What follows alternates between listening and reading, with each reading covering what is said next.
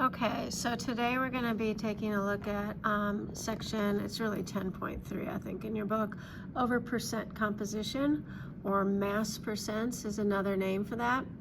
And the reason why it's called mass percent is because it represents the percent by mass of each element in a compound. So percent composition, mass percent, those are the exact same thing. So the way we figure out the mass percent or percent composition of elements in a compound is we take the mass of just that element and divide it by the total mass of the compound, and then to make it a percent we multiply by 100. Now, as we talked about the other day, with any masses we're going to always carry the masses out to the tenths of a gram. So both the mass of the element and the total mass of the compound will be carried out to a tenth of a percent of a gram. And so once we know the mass percent or percent composition, that's true for any amount of that compound. So whether we just have a little beaker full of the compound or we have an entire truck full of a compound, that percent composition is going to be the same for that compound regardless of the amount. So we can actually use that to figure out how much we do have, like what we're going to do down here with how much copper would we have in 250 grams of copper 1 thiosulfate. Now don't panic, thiosulfate, it's not a polyatomic you have to know for a test or quiz. It's on your polyatomic sheet. And so obviously anytime we're dealing with mass, we have to know the formula. So the formula for copper 1 thiosulfate would be Cu2S2O3, since thiosulfate's -2. And so looking up the mass of copper on our periodic table, since there's 2 of them, we have to multiply it by 2, so that gives us 127.0 for our total mass of copper, and then the entire molar mass of the compound would be 239.2 grams. So when we take that 127 and divide it by 239.2 and then multiply it by 100, we get a mass percent of 53.1%. So now that we know so that represents what percentage of any copper 1 thiosulfate is going to be copper, we can now multiply that percentage by the 250 grams. Now remember, when we do math with a percent, we have to move the decimal back over. So we're going to take 250 times 0.531, and that gives us 132.7 grams. So that tells us that in 250 grams of copper 1 thiosulfate, 132.7 of that will be of just the copper. And we could do that for the other elements as well. So whatever elements, if it just asks for one or multiple, we do the same exact process. Now, one thing that we'll be doing in the lab for this chapter is using compounds that are called hydrates. And this is in section 5 of chapter 10. And what a hydrate is an ionic compound in which we've added water to their crystalline structure. And we're not going to get all into the crystalline structure and how that would look. We're just going to look at how we write the name and formula, and then once we know the formula, we can use their molar masses, just like we've been doing with the other compounds. So when we do the masses for hydrates, since they have water added to them, we have to include the mass of that water to the total mass of the compound.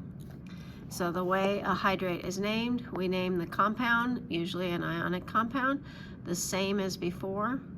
And then if you remember your molecular prefixes, mono, di, tri, tetra, so on and so forth, we use the molecular prefix for how many hydrates or waters we have added to the formula. And then in terms of what the formula would look like, we have the compound, and then we put a dot, sorry that kind of got cut off, and then the number of waters, which I'll show you that in right here. So say we have iron 3 phosphate tetrahydrate, that would end up looking like formula-wise Fe3, I'm sorry, the 3's cancel, FePO4, and then a dot, and since tetra is 4, it would be dot 4H2O. So and this is what you'll be doing in the lab for this chapter. We'll be analyzing a hydrate. So since it's had water added to it, if we heat the compound up, we can evaporate the water, and then the difference between the mass of the hydrate before we heated it versus the mass after we've heated it, that represents the mass of water, by how much the mass has changed. And so once we know the mass of the water, we can convert the masses to moles and then compare that to just the what we call the anhydrous salt, that's the ionic compound without the water, and figure out what the formula would be. So here we're going to determine the hydrate formula for barium chloride when we have 5 grams of the hydrated, the form of barium chloride, and after we heated it and evaporated off all the water, the anhydrous form of barium chloride was only 4.26 grams. So if we subtract those two values, 5 minus the 4.26, that gives us 0.74 grams. So that tells us how much of the total mass was water, 0.74 grams. Then what we're going to do is we're going to take both of those masses, the mass of just the barium chloride and the mass of just the water, and convert them both to moles. So here took the 4.26 grams of just the barium chloride, and like we were doing with our molar mass problems, dividing it by 1 mole by the molar mass, which for barium chloride is 208.3, and that gives us 0.0205 moles of barium chloride. I'll come back to that next part in just a second. Then we do the same thing for water. So just the water itself was 0.74 grams.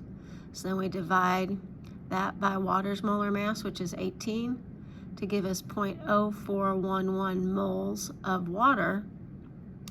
And now what you'll see here is if we compare the moles, we have only 0.0205 moles of the anhydrous salt, the barium chloride.